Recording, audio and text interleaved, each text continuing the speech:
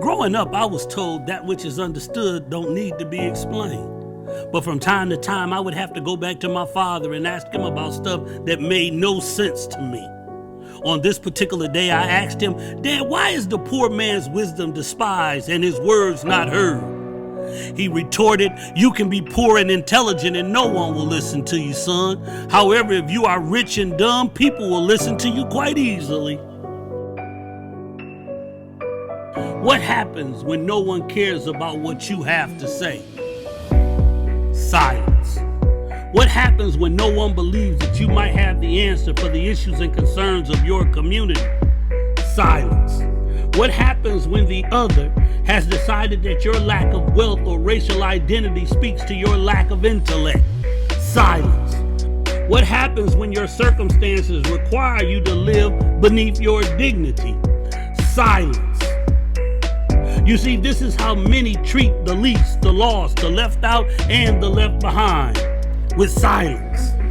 When we were told that the ice was colder and the water wetter on the other side of the tracks, we believed it and left what we knew to seek that which we had no understanding of.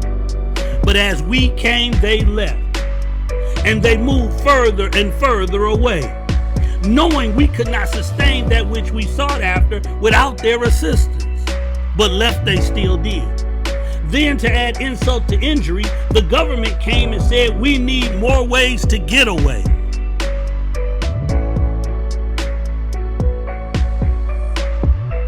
When Congress approved the Federal Aid Highway Act of 1956, it authorized what was then the largest public works program in the U.S. history.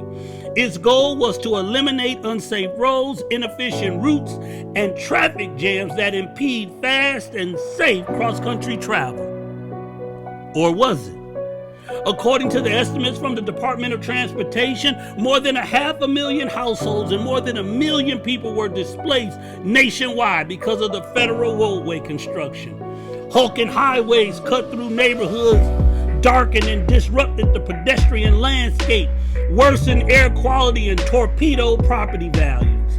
Communities lost churches, green spaces, family, friends, loved ones, and whole swaths of homes.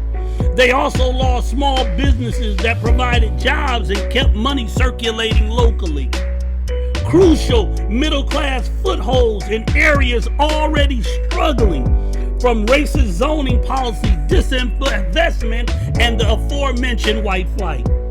The areas that were devastated the most, poor and black, who were never asked, and no one listened for their cry. That was by design. You see, policymakers and planners saw highway construction as a convenient way to raise neighborhoods considered undesirable and blighted. And they deployed the massive infrastructure elements, multi-lane road beds, concrete walls, ramps, and overpasses as tools of segregation, physical buffers to isolate communities of color. Hardly a major city with a significant minority population went unscathed. Hansford Village in Brownsville in Columbus, Ohio, Black Bottom and Paradise Valley in Detroit, in Syracuse, the 15th Ward, in New Orleans, the trim, bustling black business neighborhood, Boyle Heights in LA, and the St. John's area of my beloved Flint, Michigan, to name a few.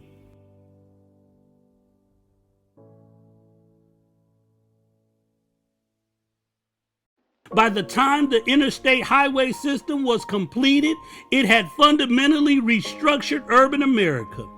New York University law professor Deborah Archer, in her article, "White Men's Roads Through Black Men's Homes," stated, "But when those who don't feel they need to hear, they say things like this: our categorical imperative is action to clear the slums. We can't let minorities dictate that this century-old chore will be put off another generation or finally abandoned," says Robert Moses, who was the chairman of the New York City Slum Clearance Committee, and also stated that the highway construction must go right through the cities and not around them. Two of New York's main arteries were created by Mr. Moses: the Cross Bronx, and the Brooklyn Queens expressways, cutting right through the heart of the Bronx and Red Hook neighborhoods. So what do communities of distress, regress, and oppression hear when the words infrastructure, bridges, and roads come up? Nothing. They tell me that them people done made up their minds and are going to do whatever they want to do. They don't care what we think. So I ask these words. If you have come here to help me, you are wasting your time. But if you have come because your liberation is bound up with mine, then let us work together. For if this is our cause to pick up and our burden to carry, let us build this idea of well-being found in the built space together.